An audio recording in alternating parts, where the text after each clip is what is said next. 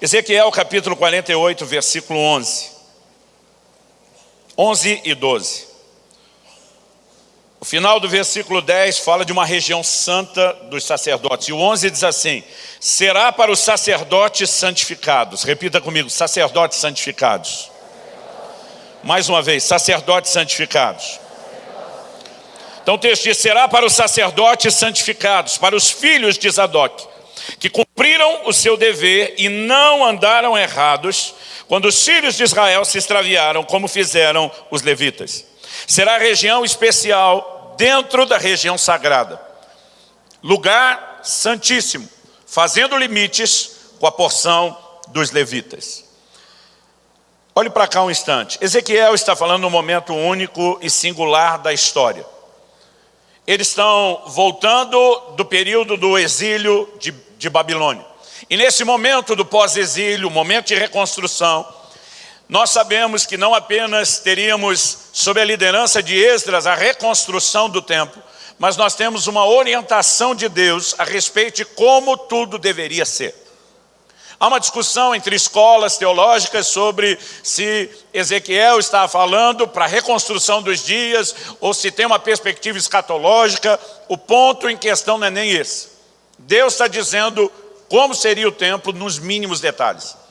E ele diz: haverá uma região sagrada em volta do templo, mas dentro dela vai ter uma região ainda mais nobre. E Deus diz: eu vou dar um destino para ela.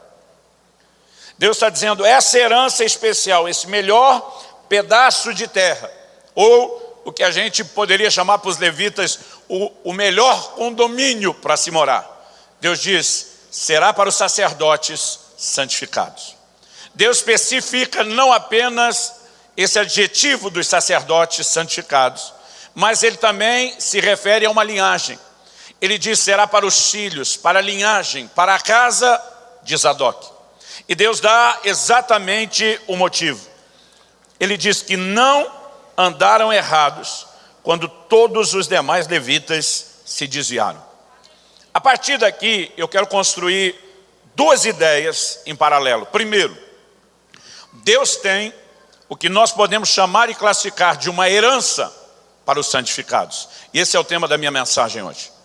Deus está dizendo para vocês que me levaram a sério e se posicionaram em santidade, eu tenho um legado, uma herança especial. Segundo, Deus está falando de uma linhagem específica.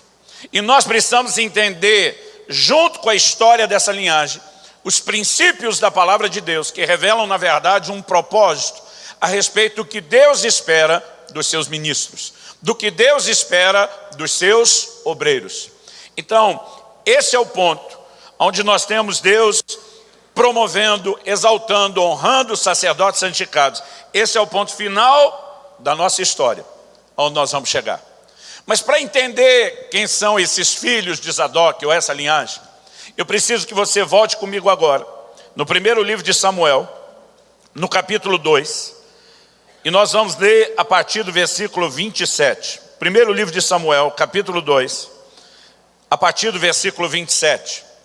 A Bíblia diz: veio um homem de Deus a Eli e lhe disse: assim diz o Senhor, não me manifestei na verdade à casa de teu pai, estando os israelitas ainda no Egito, na casa de Faraó. Eu escolhi dentre todas as tribos de Israel para ser o meu sacerdote, para subir ao meu altar, para queimar o incenso e para trazer a estola sacerdotal perante mim. E dei à casa de teu pai todas as ofertas queimadas dos filhos de Israel. Uma clara referência a Arão, o primeiro de toda uma linhagem sacerdotal. 29. Porque pisais aos pés os meus sacrifícios e as minhas ofertas de manjares que ordenei se me fizessem na minha morada? E tu, porque honras a teus filhos mais do que a mim, para tu e eles os engordares das melhores de todas as ofertas do meu povo de Israel. Portanto, diz o Senhor Deus de Israel: na verdade dissera eu que a tua casa e a casa de teu pai andariam diante de mim perpetuamente. Porém agora, diz o Senhor, longe de mim tal coisa, porque aos que me honram, honrarei, porém os que me desprezam serão desmerecidos. Eis que vem dias em que cortarei o teu braço e o braço da casa de teu pai, para que não haja mais velho nenhum em tua casa. E verás o aperto da morada de Deus a um tempo, com o bem que fará Israel, e jamais haverá velho em tua casa. O homem, porém, da tua linhagem, a quem eu não afastar do meu altar, será para te consumir os olhos e para te entristecer a alma, e todos os descendentes da tua casa morrerão na flor da idade. Ser-te-á por sinal que sobrevirá a teus 2 filhos, Ofni e Finéias. Ambos morrerão no mesmo dia. Então, suscitarei para mim um sacerdote fiel. Diga comigo, sacerdote fiel. Só mais uma vez, um sacerdote fiel. Então Deus diz, suscitarei para mim um sacerdote fiel que procederá segundo o que tenho no coração e na mente. Edificar-lhe-ei uma casa estável. Outra tradução diz uma casa firme. Uma outra ainda diz uma casa duradoura. Então o Senhor diz, edificarei uma casa estável e andará ele diante do meu ungido para sempre. E será que todo aquele que restar da tua casa virá inclinar-se diante dele para obter uma moeda de prata e um bocado de pão, e dirá, rogo-te que me admitas algum dos cargos sacerdotais para ter um pedaço de pão que coma. Então agora nós voltamos um bom tempo na história para compreender um episódio que eu acredito ser imprescindível, que nos ajude a chegar lá no final da história com a mentalidade correta. Nos dias de Eli, nós temos uma corrupção na ordem ministerial. A Bíblia diz que os filhos de Eli roubavam a oferta das pessoas, se prostituíam com as mulheres no templo e que Eli não os repreendeu. Num dado momento, um homem de Deus, que nós não sabemos o nome, aparece a ele e traz uma mensagem. A mensagem é clara: eu estabeleci o teu pai, entreguei o ministério, confiei a linhagem dele, o ministério, e disse que me serviriam para sempre, mas o Senhor diz, longe de mim tal coisa. Deus diz, eu vou arrancar você e o seu braço da casa de seu pai. Deus está dizendo, eu não estou mudando a promessa que eu fiz a Arão e a sua descendência, mas você, Eli, eu estou arrancando fora, e junto com você toda a sua linhagem vai ser arrancado fora. Deus estava literalmente dizendo, eu vou acabar com a sua raça. Os teus filhos vão morrer juntos no mesmo dia, e a partir de agora o juízo e a desgraça vai se instalar na sua casa, até que todo mundo seja arrancado do ministério. E quem não morrer de forma prematura será expulso do ministério para mendigar. O Senhor diz, eu vou colocar um fim nisso tudo. E a razão nós sabemos é muito clara. Eles saíram fora do padrão. Deus diz, no seu lugar, depois de eu arrancar você, eu levanto um sacerdote fiel, o que você não foi. E para esse sacerdote fiel, eu vou edificar uma casa firme, uma família duradoura. Eu vou criar uma linhagem que, diferente da sua, reproduza esse DNA de fidelidade, esse DNA de compromisso que eu não encontrei em você. E Deus diz, ele vai cumprir o que eu tenho no coração e na mente. Deus está dizendo, antes de você aparecer na história, antes de eu levantar esse substituto, eu tenho um projeto, eu tenho um propósito, eu tenho algo no coração e na mente para os meus ministros. E você não está me permitindo ir para lá, então eu arranco você e eu levanto alguém que me permita viver o meu sonho na terra. Isso é uma palavra-chave. A partir desse dia, o juízo, a desgraça na forma de juízo se instala na vida de Eli. Nós passamos pelo capítulo 3 e já no 4. A arca do Senhor é tomada na batalha. Os 2 filhos de Eli são mortos no mesmo dia. Ele recebe a notícia não só da morte dos filhos, mas de que a arca de Deus se perdeu. Ele cai da cadeira. A Bíblia diz, já era velho e pesado, quebra o pescoço e morre. Uma das suas noras, sabendo da morte do marido, entra em trabalho de parto porque estava grávida e na hora da luz também morre. A partir desse momento, a morte se instala na família. Mas normalmente, eu e você, não costumamos ler a Bíblia preservando uma linha de pensamento, a cronologia. A gente lê alguns capítulos, desconecta o todo e a gente não percebe que o que aconteceu com Eli, seus filhos e a sua nora era só o começo de uma sentença, de uma ordem de Deus contra toda a linhagem deles. Deus diz, eu vou arrancar todo mundo, eu vou acabar com a sua raça. E o processo não termina tão rápido, mas ele continua, o juízo de forma progressiva se estende. E 1 Samuel, no capítulo 22, se for rápido de endereço, abra lá comigo. Nós temos um momento específico onde Saul, aborrecido com seus homens, aborrecido com o fato de que Jonatas, seu filho, fez aliança com Davi, ninguém conta para ele. Agora Davi fugiu, escapa dele, inclusive com a ajuda de Mical. Saul, se sentindo traído por todo mundo, começa a apertar a sua liderança principal do exército. E ele começa a dizer para eles: vocês acham que quando Davi for rei, ele vai dar o que eu dei para vocês? Vocês vão ter cargo de confiança, vão ter os privilégios que eu dei a vocês, as vinhas, o salário, a honraria. Em outras palavras, Saul estava lembrando: se eu cair, vocês caem tudo junto, cambada. E com esse incentivo, a Bíblia diz que um tal de Doeg, um edomita, que tinha ido à casa do Senhor no momento em que Davi passa e pede ao sacerdote Aimeleque para consultar o Senhor em favor dele. Doeg resolve dar com a língua nos dentes e diz: olha, eu vi Davi passar pelo sacerdote, consultou o Senhor, deu provisão para ele, é tudo que eu sei. A Bíblia diz que o rei manda chamar Aimeleque, e junto com ele vem uma tropa de sacerdotes. Saul começa a acusá-los, dizendo: vocês estão de mãos dadas com o rei. Aimeleque tenta se defender e diz: eu não estou sabendo de nada que está acontecendo. O homem é seu genro, é capitão do seu exército, é o homem da sua confiança. O que eu fiz de errado consultando ao Senhor em favor dele?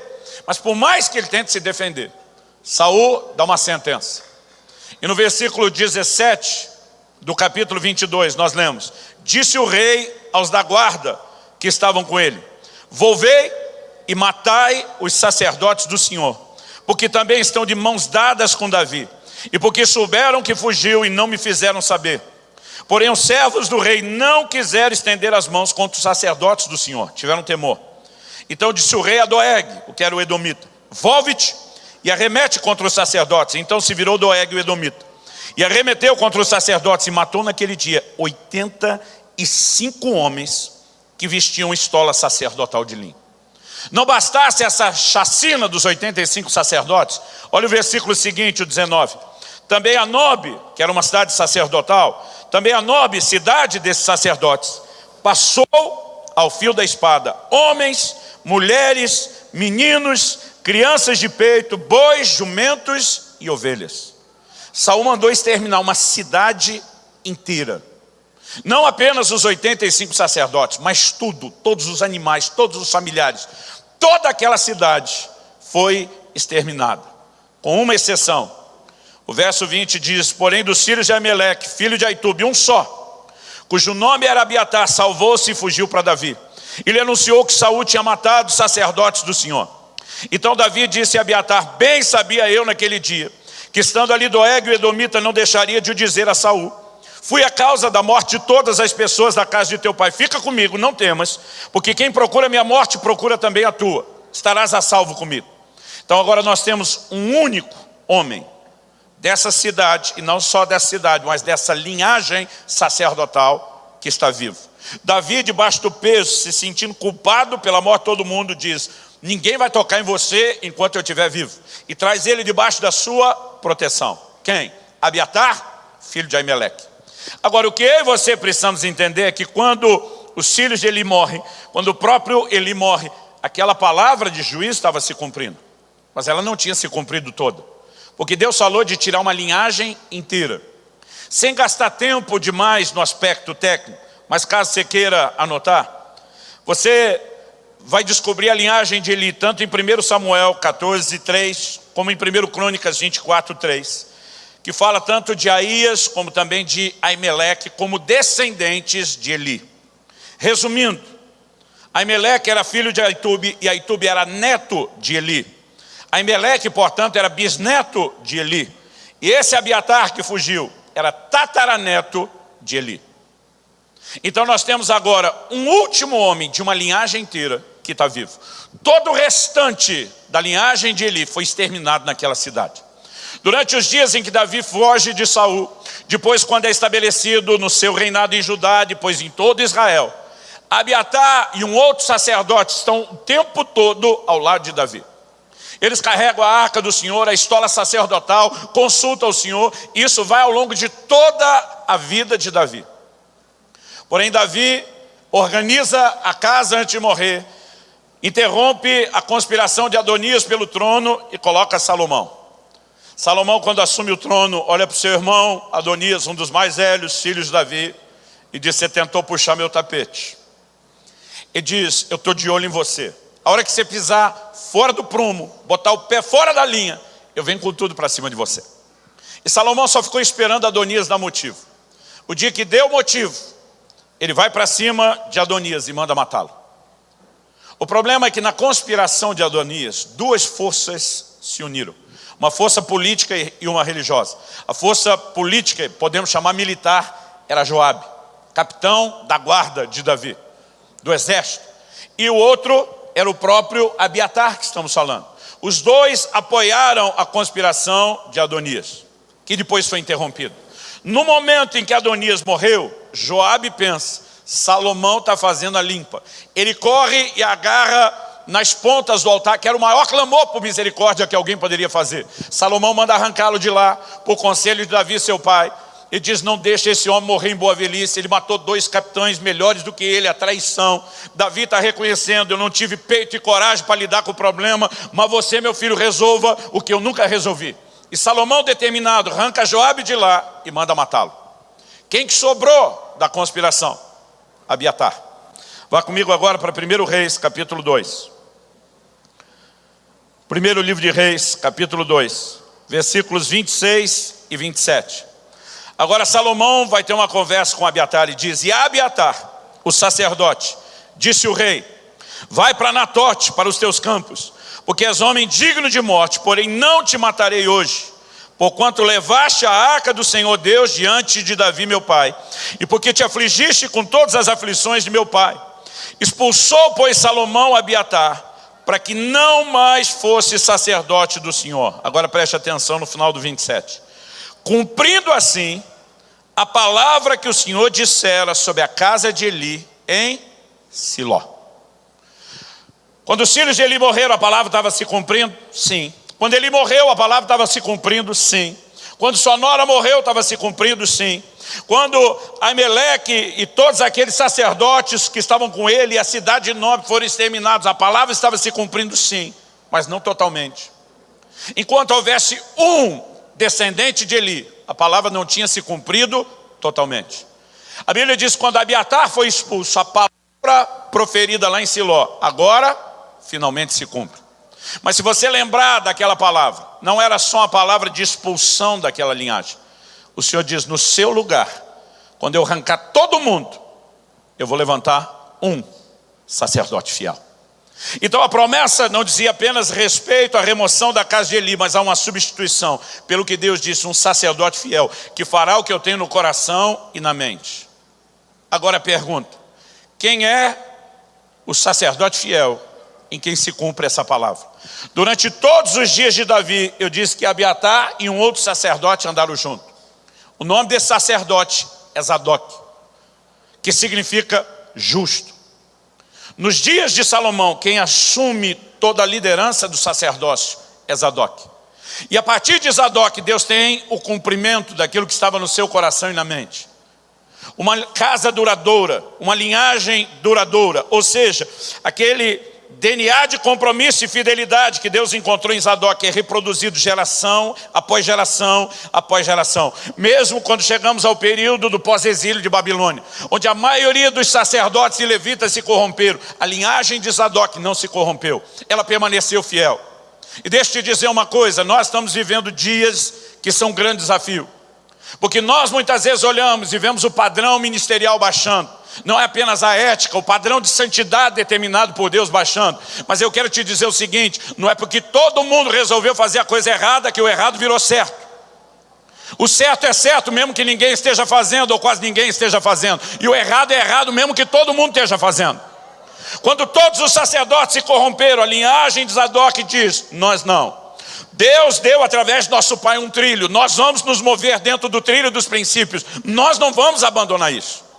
E o que nós precisamos entender é que essa decisão deles é nada mais, nada menos do que o cumprimento de um propósito estabelecido pelo próprio Deus para os seus obreiros. Então quando você entende a promessa de um sacerdote fiel e de uma casa firme, você vai entender o desfecho lá na frente do texto que nós lemos. Mas para entender o que aconteceu aqui, nesse episódio, a partir da casa de Eli, a gente tem que voltar um pouquinho mais na história. E eu quero que você vá comigo para Números, capítulo 25.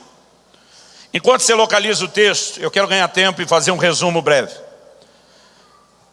Depois do episódio das serpentes abrasadoras, registrado em Números 21, nós temos agora a história dessa figura mística, misteriosa que é Balaão, que aparece no cenário. Contratado por Balaque, rei dos Moabitas, com a seguinte declaração: eu sei quem você abençoar será abençoado, quem você amaldiçoar será amaldiçoado. Ele é contratado por Balaque para amaldiçoar a nação de Israel. Apesar das advertências de Deus, ele segue, insiste. O Novo Testamento diz que Balaão amou o prêmio da injustiça, mas que em 4 tentativas de amaldiçoar o povo, Deus converte a maldição em bênção. Depois de 4 tentativas frustradas, Balaque está aborrecido e diz: você vai perder o prêmio que eu ia te dar. Balaão, que não quer perder o prêmio, diz: calma aí, nós vamos achar um jeito. Ele diz: não tem jeito. Você tenta abençoar o povo, amaldiçoar o povo e acaba abençoando. Você mesmo fala de um Deus que protege eles. Balaão diz: nós vamos achar um jeito. Eu imagino Balaque dizendo: se a maior força do universo está defendendo eles, quem é que vai conseguir atacar? Eu imagino Balaão olhando para ele dizendo: essa é a chave.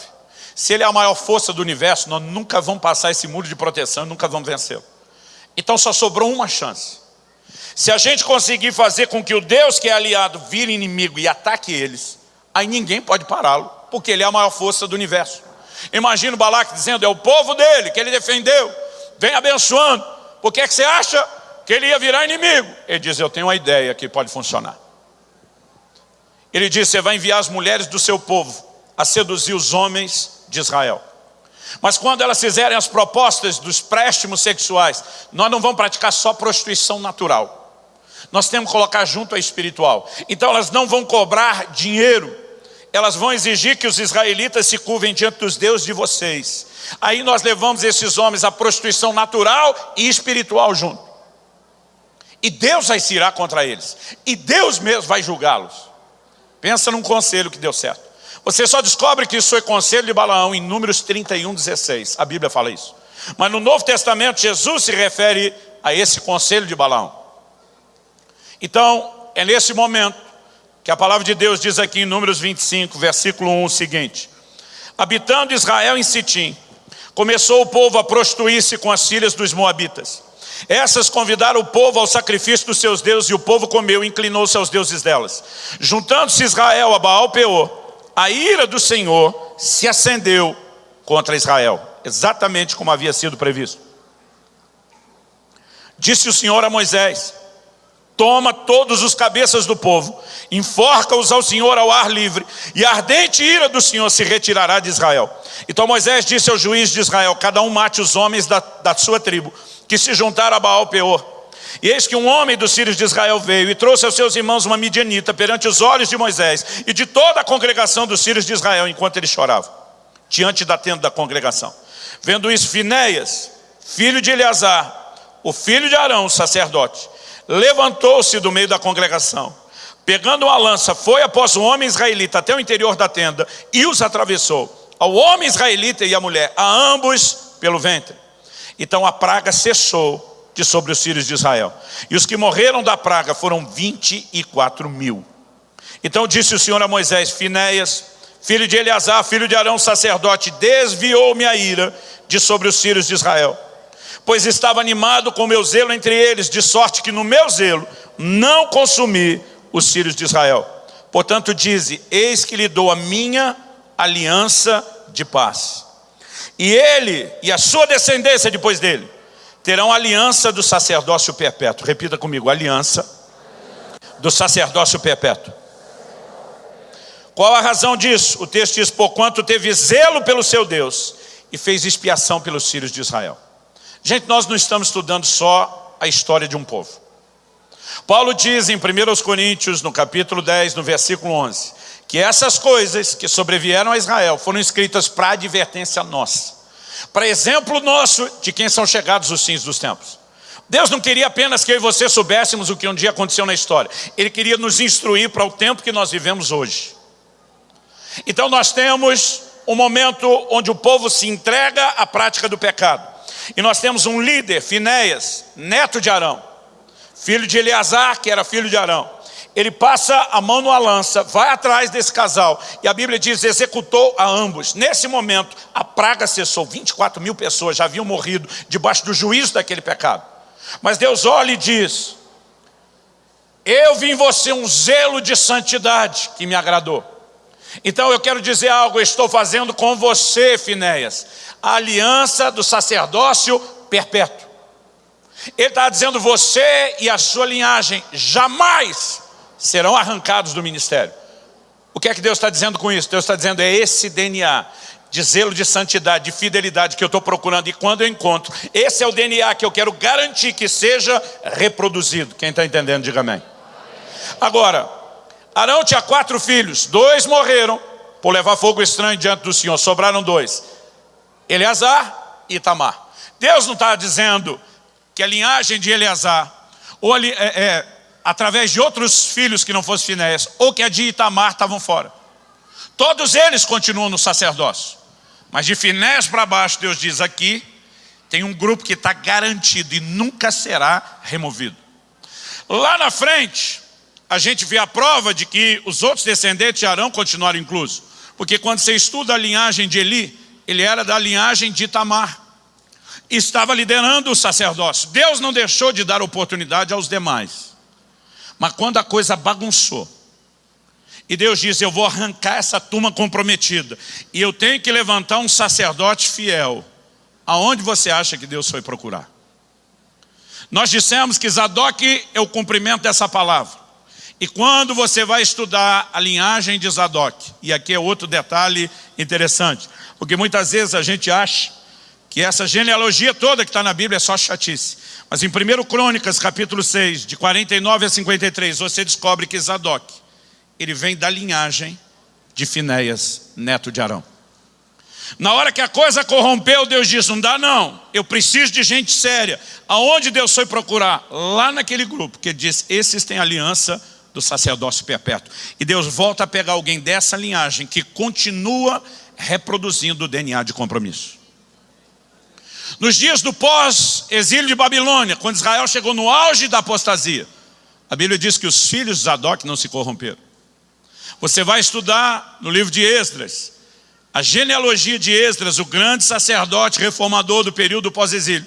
E lá em Esdras 7, de 1 a 5, você descobre que Esdras é da linhagem de Zadok. E, portanto, da linhagem de Finéias, aquela que Deus diz, terão aliança do sacerdócio perpétuo. O que nós temos naquele versículo que lemos de Ezequiel 48 é o desfecho de um plano, de um projeto de Deus, desde o início, a respeito dos seus ministros. E quando a gente entende o que é essa promessa da casa firme, o que é Deus removendo uma linhagem corrompida, preservando aquela que preserva o DNA de compromisso, nós chegamos a uma única conclusão. Eu quero te perguntar agora, depois de falar da promessa da casa firme, o que leva alguém a ser estabelecido por Deus no ministério? E o que leva alguém a ser removido do ministério? Nós já aprendemos com Eli que infidelidade leva alguém a ser removido do ministério. No entanto, o que levou primeiramente Arão e toda a tribo de Levi a estarem no sacerdócio? Você já parou para se perguntar isso? Quase sempre no Velho Testamento, quando Deus fala de tirar o povo de Israel, não existe menção de uma tribo sacerdotal. Pelo contrário, em Êxodo 19, 5 e 6, depois que eles chegam no Monte Sinai, já tendo saído do Egito, as palavras que Deus declara sobre eles são: vocês serão um reino sacerdotal. Deus está dizendo, eu quero um reino inteiro de sacerdotes. Deus nunca esteve atrás de uma única tribo. Em algum momento uma tribo é separada das demais, mas esse não era o projeto. O que nós mais defendemos na bandeira da reforma, levantada há mais de 500 anos, é o sacerdócio universal do crente, além da salvação por fé e não por obras. E nós tiramos essa declaração de uma afirmação de Pedro: vós sois a nação santa, o sacerdócio real, o povo de propriedade exclusiva de Deus. Pedro está citando ipsis literis a declaração que Deus faz a Moisés em Êxodo 19, 5 e 6 sobre toda a nação de Israel. Então essa ideia do sacerdócio universal vem daquela promessa para Israel. Mas num momento uma tribo foi separada das demais.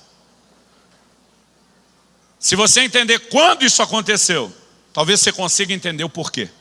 E o único texto do Velho Testamento que fala quando isso aconteceu está lá em Deuteronômio, no capítulo 10 e no versículo 8.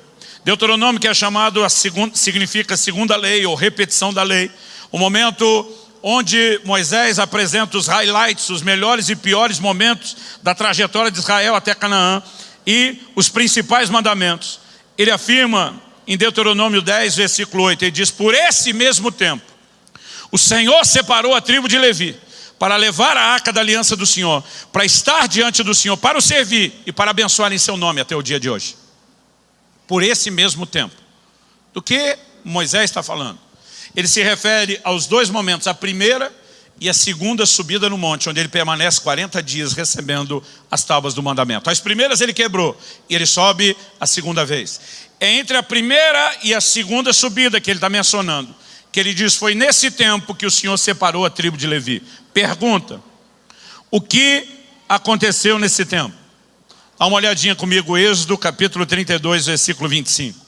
Moisés desce do monte por uma palavra de Deus: seu povo que você tirou do Egito já se corrompeu. O Senhor diz: eu vou destruí-los. Moisés dá um sermão em Deus sobre como ser Deus, não faz isso não. Mas quando ele desce e vê o que aconteceu, ele mesmo quebra as tábuas da lei, como quem diz: não brinco mais, chega, estou fora, desisto. E o verso 25 diz o seguinte: vendo Moisés que o povo estava desenfreado. Essa palavra traduzida aqui, desenfreado, no original hebraico significa desenfreado, sem freio. Vendo que o povo estava sem freio, em outras palavras, imparável, pois Arão o deixara à solta, sem cabresto, para a vergonha no meio dos seus inimigos. Pôs-se em pé, obrigado, a entrada do arraial. Agora eu quero que você entenda aqui algo comigo. O que é a entrada do arraial? Hoje, quando você chegou, provavelmente passou pela entrada principal do templo. E ela só é entrada para quem está do lado de fora. O mesmo lugar considerado entrada, na hora que você for embora, será chamado de saída. Porque o que faz daquela linha que você passou, entrada ou saída, é o lugar onde você está. Se você está do lado de dentro, ela é saída. Se você está do lado de fora, ela é entrada. Quando a Bíblia diz que Moisés se pôs à entrada do arraial, está dizendo que ele saiu dos limites do arraial. E quando ele passa o limite que define o arraial, então ele está do lado de fora, portanto a entrada, de lá ele grita para quem está dentro. Olha o que o texto diz: pôs-se em pé a entrada do arraial e diz: quem é do Senhor, vem até mim. Já que ele não consegue parar o povo, impedi-los de pecar, ele sai do meio do povo e diz: quem está do lado do Senhor, já que não dá para parar todo mundo, se posicione e vem para o lado de cá. A Bíblia não diz isso. Na minha cabeça, imagina ele pegando aquela vara, fazendo a risca no chão, e diz: quem é pelo Senhor, passa para o lado de cá. Quem foi que passou a linha? O texto diz: então se juntaram a ele todos, não alguns, não a maioria, todos os filhos de Levi, uma tribo inteira, se posiciona do lado de Moisés, que também era levita. Então, a palavra de Deus nos diz assim: aos quais disse, ao grupo do lado de fora: assim diz o Senhor, o Deus de Israel, cada um cinja a espada sobre o lado, passai e tornai a passar pelo arraial de porta em porta, e mate cada um a seu irmão, cada um a seu amigo, cada um a seu vizinho. E fizeram os filhos de Levi segundo a palavra de Moisés, e caíram do povo naquele dia uns 3.000 homens. Pois Moisés dissera: consagrai-vos hoje ao Senhor, cada um contra seu filho, cada um contra o seu irmão, para que ele vos conceda hoje bênção. Imagina Moisés falando com essa turma: o que Deus vai pedir para vocês agora é difícil, é pesado, vai ser doloroso, é um desafio, mas se vocês obedecerem a Ele, uma bênção vai resultar dessa obediência hoje. Vocês já se posicionaram do lado dele, agora executem juízo contra o pecado. Faça essa nação infreável parar, ainda que com juízo. E eles entram, diz a Bíblia, e ele dá uma orientação e diz: não vá atrás do estranho, vá atrás do seu amigo, do seu vizinho. Mas se vocês obedeceram, ele vai trazer hoje uma bênção. Que bênção é essa? Lá na frente, quando ele conta esse momento da história, ele diz: foi nesse tempo que o Senhor escolheu a tribo de Levi. Atrás de quem Deus estava para trabalhar para ele e servi-lo? Gente que demonstrasse fidelidade e compromisso com ele. Quem está entendendo, diga amém. E quando Deus encontra, Deus diz: é com esse grupo e não com aquele que eu vou contar. Lá na frente, quando Finéias resolve passar a mão numa lança e executar juízo, você acha que ele teve a ideia e a criatividade sozinho? Ou que esse menino cresceu ouvindo as histórias do pai e do avô sobre esse dia que que separou a tribo. Ele diz, nós entramos nesse negócio por um compromisso. Nós permaneceremos no ministério pelo mesmo compromisso. E quando você chega no Novo Testamento não é diferente. Paulo escreve aos Coríntios e diz, o que se requer dos dispenseiros é que sejam achados fiéis. Só isso. Mas o que era para ser só isso, infelizmente hoje em muitos lugares está aparecendo tudo isso. O que leva alguém a entrar no ministério, fidelidade. O que leva alguém a sair, falta dela. Por muito tempo, eu imaginei que Saul nunca teve uma chance real. Eu pensava, o povo queria um rei, Deus falou, pega esse aí para se divertir, até aparecer alguém que preste. Eu nunca achava que Saul teve uma chance real. Até que um dia eu estou lá meditando em 1 Samuel 13:13. E aí o profeta Samuel diz para ele, se você tivesse obedecido o Senhor, Ele teria confirmado o seu reino para sempre. Eu levei um susto, falei, pera, o que é isso? Teria confirmado para sempre. Samuel está dizendo, ele não queria te substituir. Você só foi substituído por falta de fidelidade. Agora o Senhor já procurou um homem que lhe agrade. E quando Deus acha o homem que lhe agrade, Deus faz uma promessa para ele. Que se você pensar bem, é a continuidade do que foi oferecido para esse homem. O que significa seu reino seria confirmado para sempre. Que Saul não ia morrer nunca. Que ele ia virar uma espécie de Highlander. Que se ninguém cortasse a cabeça, ia viver de geração em geração. É claro que não. É aqui que nós precisamos entender a continuidade geracional. Estevão nos dá uma informação no Novo Testamento que não tem no Velho, que é a duração do reinado de Saul. No Velho Testamento a gente sabe que Davi reinou 40 anos, Salomão reinou 40 anos, mas não existe nada claro sobre o tempo de reinado de Saul. Estevão, em Atos 7, pregando, diz, Saul reinou 40 anos. Irmão, me diz o que foi que ele perdeu. Ele reinou o mesmo tempo que Davi, o mesmo tempo que Salomão. Quem perdeu não foi Saul, foi a sua continuidade geracional, que foi cortada fora, porque reproduziria o DNA de infidelidade. Agora, quando Deus diz, seu reino duraria para sempre, e você vê que no substituto que é Davi, Deus fala a mesma coisa, sua linhagem vai reinar para sempre. Deus prometeu a Davi uma casa firme, estável, duradoura. E já vimos que isso na Bíblia significa continuidade geracional. Deus diz, nunca faltará descendente seu que se assente no trono. O que é que Deus estava dizendo? Não só vocês vão governar por muitas gerações, de repente virá um da sua linhagem, que se sentará no trono para reinar para todo sempre. Deus estava prometendo, o Messias virá da sua linhagem. O que me faz suspeitar, não vou pôr isso como doutrina, só especulação, que se Saul não tivesse falhado, talvez hoje eu e você, em vez de cantar que Jesus é o leão da tribo de Judá, cantaríamos que ele é da tribo de Benjamim. O que Saul jogou fora não foi os dias do seu reinado, foi a continuidade geracional. Quem está entendendo, diga amém. Um dia eu estava falando isso a um grupo de pastores, um resmungou em voz alta para eu ouvir. Até agora só citou texto do Velho Testamento. Falei, eu te dou um do Novo. Apocalipse 2, carta ao anjo da igreja de Éfeso. O Senhor disse, se você não se arrepender, eu venho contra ti, removo o seu candeeiro. Do que Deus está falando? No capítulo 1, João tem uma visão, 7 candeeiros de ouro, 7 estrelas. O anjo explica, os candeeiros são as igrejas da Ásia, as estrelas são os mensageiros das igrejas. Agora Deus está falando com um dos anjos, um dos mensageiros. Se você não arrepender, o candeeiro, a igreja que eu te entreguei, eu tomo de volta de você. Porque do Velho para o Novo Testamento, nós não temos uma mudança dos princípios de Deus. Nós temos uma progressão na revelação de um processo que Deus quis que nós fôssemos entendendo de forma ampliada ao longo do tempo. Mas Deus não mudou. As pessoas hoje em dia falam de Velho e Novo Testamento, quase como se no Velho Testamento Deus era ruim e depois ele converteu e ficou bom. Irmão, Deus não muda, Ele é o mesmo. A revelação dele progrediu, mas Ele não mudou. Eu não aguento mais ouvir essa conversa de que no Velho Testamento era de um jeito, no Novo era do outro. Alguns aspectos sim, princípios do caráter, do plano e do propósito de Deus não mudam de uma aliança para outra. A gente precisa entender isso. Agora, outro dia eu vi alguém falando, não, no Novo Testamento não tem juízo. Falei, alguém tinha que ter avisado Ananias e Safira, morreram à toa. Falei, alguém tinha que ter avisado Jesus, que fala para aquela mulher que ele chama de Jezabel, eu vou te pôr de cama, eu vou matar seus filhos. Como que o mediador da nova aliança não sabia que não tinha juízo e está julgando os outros? Pedro diz que o juízo começa pela casa de Deus. Irmão, não se engane. Não só há juízo no Novo Testamento, mas deixa eu te dizer uma coisa, nós estamos orando por avivamento. Quanto maior a medida de glória, maior a medida de juízo. É nesse ambiente que Ananias e Safira caem mortos. Deus não mudou os seus padrões. E para terminar, o que eu quero que você leve em questão é o seguinte: durante muito tempo, a igreja foi conhecida como o único exército que abandona para trás o seu ser. Infelizmente, nós carregávamos esse adjetivo. Começamos a aprender um pouco mais sobre misericórdia, sobre restauração, sobre novas oportunidades, e começamos a crescer na ideia de recuperar ministros que tropeçaram.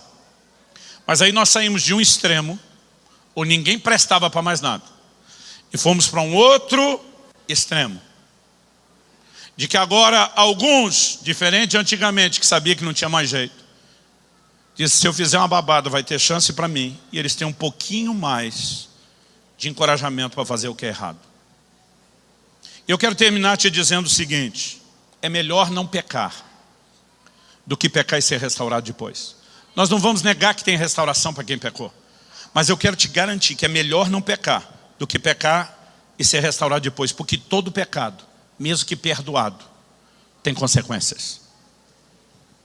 A palavra de Deus é muito clara sobre isso. Quando aqueles 12 espias voltam de Canaã, 10 deles inflamaram a terra, o Senhor os fulminou na hora. Mas porque o relatório deles contagiou uma geração, Deus diz para Moisés: vaza daí do meio que eu vou matar todo mundo, e de você eu faço uma geração que vai possuir a terra. Recomeço com você. Moisés disse: Deus faz isso não, tem misericórdia deles, perdoa. Deus disse: tá bom, perdoei, não vou matar eles agora. Todo mundo volta para o deserto. Para cada um dos 40 dias espiando a terra, para cada dia 1 ano, 40 anos, Deus diz: vou matar ele aos poucos, mas ninguém vai entrar na terra. Mas Deus: o Senhor perdoou ou não perdoou? Perdoei, tanto que não vou matar agora, mas vou matar aos poucos. Irmão, deixa eu te dizer, a ideia de que o perdão remove qualquer consequência, ela é equivocada. Segundo Samuel capítulo 12, Natã confronta Davi. Conta uma história que eu acho que os pastores e líderes deveriam adotar essa estratégia nos seus aconselhamentos. Jesus disse que a gente vê o cisco no olho do irmão de longe, só não vê a trave no nosso. Outro dia alguém falou: não, pastor, a gente é ruim de enxergar problema. Eu falei: não, a gente é ruim de enxergar o nosso, porque o dos outros a gente vê bem.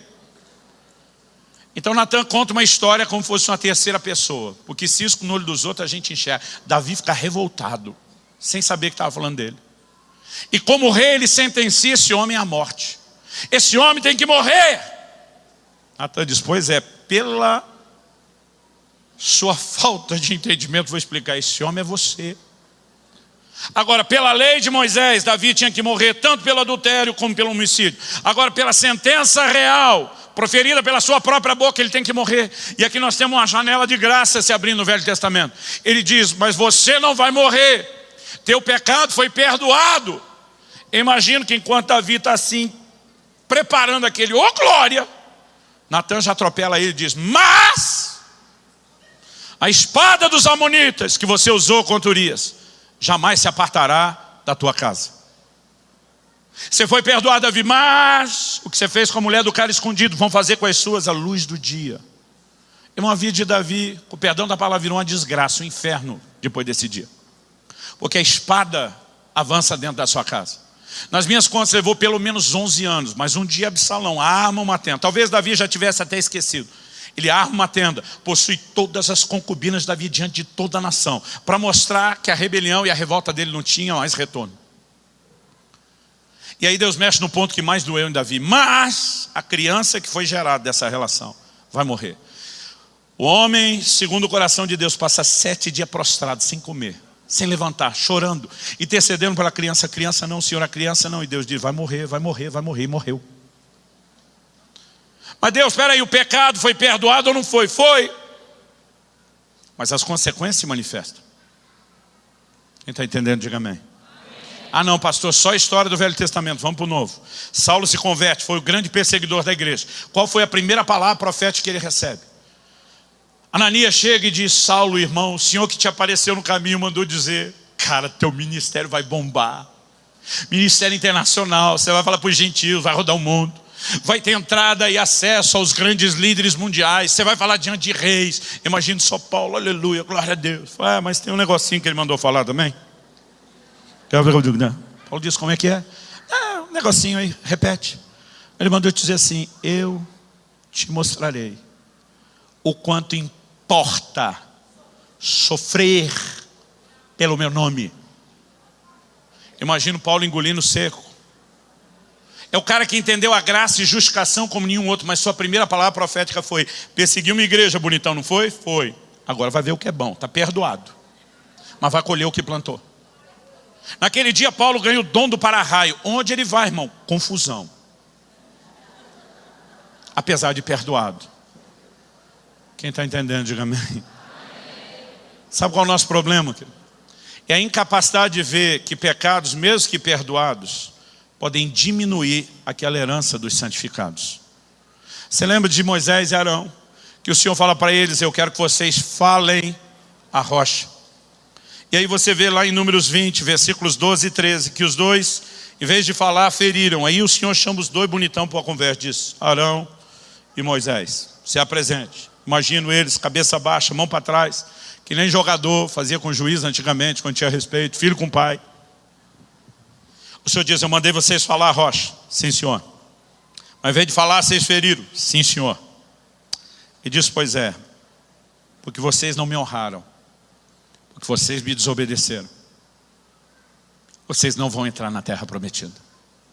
Não era o tipo de pecado que os lançaria fora do ministério, mas foi o tipo de pecado que diminuiu a herança deles. Eles saem de Cades Barneia, andam um pouquinho, chegam no Monte Hor. Deus diz para Moisés, sobe com Arão, seu irmão, e o seu sobrinho Eleazar, o filho dele. Quando chegar lá em cima, tira as vestes sacerdotal de Arão. Coloquem Eleazar, vocês dois descem. Arão fica, vai morrer. Por quê? Eles estão no limiar da terra. Deus diz, não vai entrar. Aí você pula o capítulo 21, episódio das serpentes abrasadoras, 22 a 25 de Balaão. Quando chega no 27, parece muito tempo, mas não é.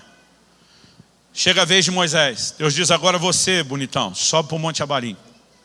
Diferente, seu irmão, vou deixar você olhar a terra. Eu sempre achei que Deus deu mais moral para Moisés. Hoje eu já questiono isso. Eu acho que Deus estava de provocação e disse, olha o que é que você perdeu. Olhar. Mas só olhar, porque não vai entrar não. Porque os nossos pecados, ainda que perdoados, eles trazem consequências e eles afetam a nossa herança. Então termina comigo no livro de Ezequiel, capítulo 44, a partir do versículo 10.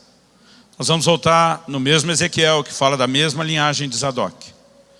Mas primeiro, nós temos uma informação importante. Ele diz, os levitas, porém, que se apartaram para longe de mim, quando Israel andava errado, que andaram transviados, desviados de mim, para irem atrás dos seus ídolos, bem levarão sobre si a sua iniquidade. Eu gosto da Almeida atualizada, que é o tipo de tradução por literalidade. Mas muitas vezes gosto de comparar com a NVI, que é o tipo de tradução chamada por equivalência. Ela nem sempre traduz, às vezes ela interpreta. Isso pode ser ótimo e às vezes pode ser um perigo. NVI diz, sofrerão as consequências da sua iniquidade. Porque se levarão sobre si a iniquidade, não é que não foram perdoados. Mas a iniquidade cometida, agora perdoada, vai trazer prejuízo. Qual o prejuízo? 11. Contudo, eles servirão no meu santuário. Então eles não foram descartados do ministério. Eles servirão no meu santuário como guardas nas portas do templo, ministros dele. Eles imolarão o holocausto e o sacrifício para o povo. Estarão perante este para lhe servir. Porque eles ministraram diante dos seus ídolos e serviram a casa de Israel de tropeço de maldade. Por isso, levantando a mão, jurei a respeito deles, diz o Senhor Deus, que levarão sobre si a sua iniquidade. Não se chegarão a mim para me servirem no sacerdócio. Todas as outras funções que Deus descreve é a de meros levitas, mas Deus diz sacerdócio não. Nem se chegarão a nenhuma de todas as minhas coisas sagradas que são santíssimas, mas levarão sobre si a sua vergonha e as abominações que cometeram.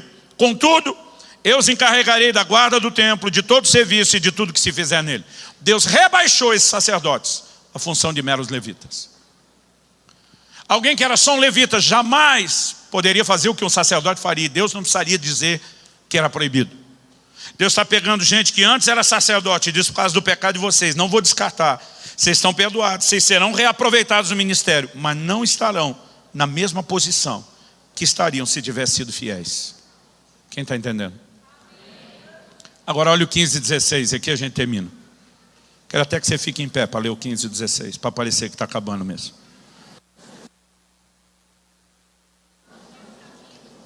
Ezequiel 44, 15 e 16. Mas os sacerdotes levitas, preste atenção agora, os filhos de Zadok, a linhagem de Zadok, a casa de Zadok, o sacerdote fiel, que cumpriram as prescrições do meu santuário, quando os filhos de Israel se extraviaram de mim, eles se chegarão a mim para me servirem, estarão diante de mim para me oferecerem a gordura e o sangue, diz o Senhor Deus. Eles entrarão no meu santuário e se chegarão à minha mesa para me servirem, e cumprirão as minhas prescrições. A herança dos santificados não é apenas um pedaço de terra à volta do templo. Não é apenas uma herança natural e física. O Senhor está dizendo que vocês vão ter um lugar na minha presença que outros não terão.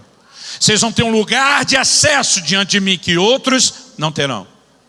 Irmão, preste atenção, eu não estou pregando aqui um evangelho do mérito. Alguns tentam tirar o que a gente fala do contexto. O que eu estou falando aqui é semeadura e ceifa. O que eu estou falando aqui é reciprocidade. Deus diz, eu honro os que me honram, mas os que me desprezam, eu desprezarei. Nós estamos criando uma distorção da graça, onde não existe mais semeadura e ceifa, onde não tem colheita do que se planta, onde não existe reciprocidade e nem precisa ter um código de honra. Eu quero te dizer, a palavra de Deus não admite isso. Nenhum de nós será santo só com a sua força. O que nós temos que entender, isso não é assunto de hoje, é que a graça é a maior força empoderadora para viver santificação. Mas se nós não entendemos esse princípio, jamais viveremos a herança plena. Há um grito no coração de Deus por uma linhagem de Zadok, que mesmo que não seja literal, que continue se multiplicando, de gente que honre ao Senhor com a sua conduta, com a sua postura. Há uma herança para os santificados e nós precisamos persegui-la, não apenas porque queremos colher os resultados disso, mas principalmente porque queremos o sorriso no rosto dele. Quem está entendendo, diga amém. Outro dia um cara falou para mim, não entendo você ficar pregando santidade desse jeito. Ele falou, nada que eu fizer de bom vai fazer Deus me amar mais, e nada que eu fizer de ruim vai fazer Deus me amar menos. Falei, isso é verdade? Falei isso para o meu filho um dia, falei para ele. Quando ele chegou com um boletim em casa que tinha uma nota vermelha, ele estava apavorado. Falei, filho, deixa eu te explicar uma coisa. Nada que você fizer de ruim vai fazer eu te amar menos. Nada que você fizer de bom vai fazer eu te amar mais. Eu não te amo pela sua performance, eu te amo porque você é meu filho. Pensa o menino, está tremendo de medo. Aí o rostinho dele foi aliviando, uma paz foi entrando. Mas daqui a pouco a carinha de paz foi mudando para uma cara de malandragem. Quase como quem diz, então liberou geral. Eu falei para ele, mas se você quiser me agradar, a conversa é outra. Tem duas doutrinas bíblicas bem distintas. Uma fala do amor que Deus tem por você, a outra fala de agradar. A Bíblia diz, os que estão na carne não podem agradar a Deus. Sem fé é impossível agradar a Deus. Os que estão na carne são amados por Deus? São. Os que estão sem fé, na incredulidade, são amados por Deus? São, mas vão para o inferno mesmo amado. Porque não é o amor de Deus que muda o destino deles, é a resposta deles ao amor de Deus. E aí entra nesse terreno de agradar. E a gente precisa de uma reforma doutrinária a respeito do que é agradar a Deus. O Senhor nos chamou para viver nesse lugar. Quem está entendendo, diga amém. Pai, a tua palavra foi pregada. Eu tentei da melhor forma possível repartir aquilo que o Senhor nos tem orientado, mas se o Senhor não vivificar essa palavra, terá sido só uma aula de história ou um pouco de teologia. Nós precisamos de mais do que isso. Eu oro que o Senhor vivifique a tua palavra no coração dos meus irmãos e irmãs. Que o Senhor não apenas traga entendimento espiritual, como também traga aplicação prática, personalizada na vida de cada um. Que nós possamos perceber o grito do teu coração por uma geração zelosa, que entende que a graça não apenas se manifestou trazendo salvação a todos os homens, mas também ensinando-nos que, renegadas as paixões, as impiedades mundanas, vivamos no presente século de forma sóbria, justa e piedosa, aguardando a bem-aventurada manifestação de nosso Senhor Jesus Cristo. Eu oro que nesta manhã, diante do entendimento e do temor do entendimento da Tua palavra, cada um dos meus irmãos e irmãs possa renovar seu posicionamento de consagração, de santificação diante do Senhor. Nós clamamos em nome do Senhor Jesus. Se você crê e concorda, diga amém. Se você recebe essa palavra, diga eu recebo em nome de Jesus.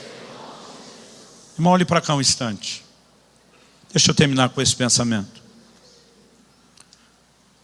Em 1 Timóteo capítulo 3, Paulo diz que o ministério começa com a vocação.